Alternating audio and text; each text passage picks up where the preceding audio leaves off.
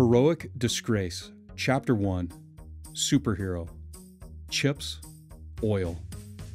Loma and Billy Wilson Box Sr. only had one child, my grandpa, Billy Jr.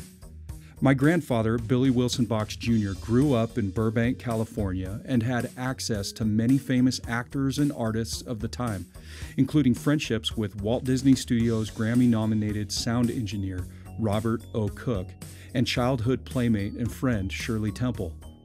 As he became an adult, Billy Jr. joined the Merchant Marines and sailed beneath the Golden Gate Bridge out of San Francisco to fight communism in Korea. Returning from the war to his wife Anne and son Thomas Wilson Box, my dad, Grandpa followed his dad Billy Box Sr.'s footsteps and joined the California Highway Patrol. But Billy Jr.'s CHP career was cut short when, on his way to work one morning, driving through an intersection, a drunk driver ran a stop sign and broadsided Grandpa on his left side.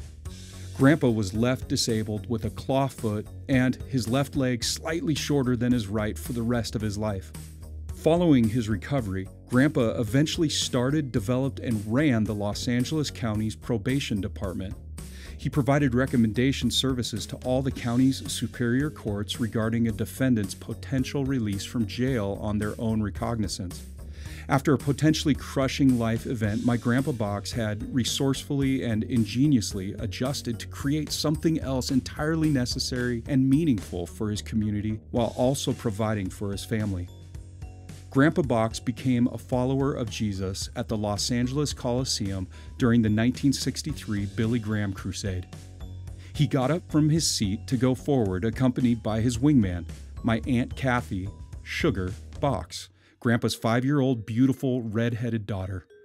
For the rest of his life, Grandpa worked to pursue and reflect Jesus as a habit. I know his relationship with Jesus led him to enormous hope. Years later, I witnessed him lead a woman to the same hope he had in Jesus. Because of Grandpa's confident testimony and unmistakable evidence of friendship with Jesus, he was a leader I admired and followed directly to Jesus as well. My grandmother, Billy Jr.'s wife, Jemima Ann Carrick, was born in West Liberty, Iowa. She has memories of traveling by train to the West Coast with her mommy and daddy. She was the only child of Harold and Mima Faye Carrick. My great-grandfather, Harold Thomas Carrick, or Hal for short, Grandma's dad, was originally from Corning, California. Hal was a lawyer and 30-plus-year veteran captain in the United States Army, active in some capacity in World War I, during World War II, and Korea. Hal and Mima settled in Redondo Beach after living in Santa Monica, California for the years after his military retirement. It was a couple years after Grandpa had modeled a meaningful relationship with Jesus, Grandma ultimately decided to put her faith in the great hero, Jesus Christ, and pursue and reflect him as a believer herself.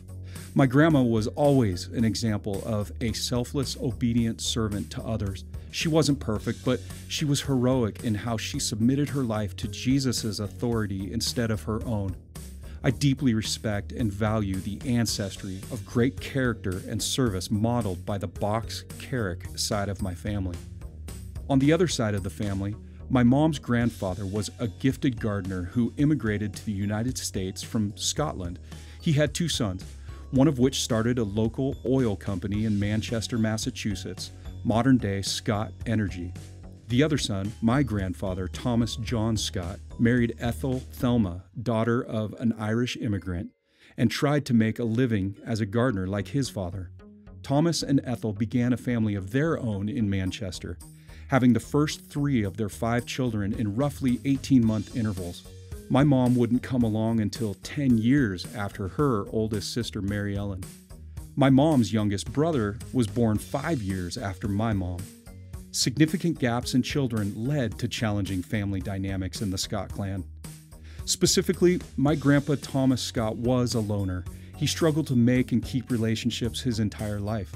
Together, he and Ethel couldn't seem to find the necessary balance to maintain healthy relationships with the rest of the Scott family in Manchester. And eventually, these challenges led to a family divide. Thomas and Ethel chose to uproot 4 children. By that time, my mom, Janice, had been born. living for short periods in Connecticut and Florida before eventually landing on the other coast of the United States in Los Angeles County. Both Thomas's and Ethel's education was minimal, and while Thomas had a reasonable ability in gardening and earned a certificate as a barber, he eventually settled for work as a security guard for a Los Angeles area shopping center. Ultimately, Thomas was ineffective in providing for his family financially due to a back injury, so it was left to Ethel to bear the financial burden of supplying what she could for the family as an assembly line manual laborer for a local aeronautics manufacturer. She was always exhausted. Sadly, when my mom was 16 years old, Ethel died of breast cancer after a brief struggle, and prior to that, when my mom had been 12 years old, her dad suffered a massive stroke that left him disabled for the rest of his life. From my perspective, the Scott side of my family struggled in a way the Box side would have been sympathetic to, but would find difficult to comprehend.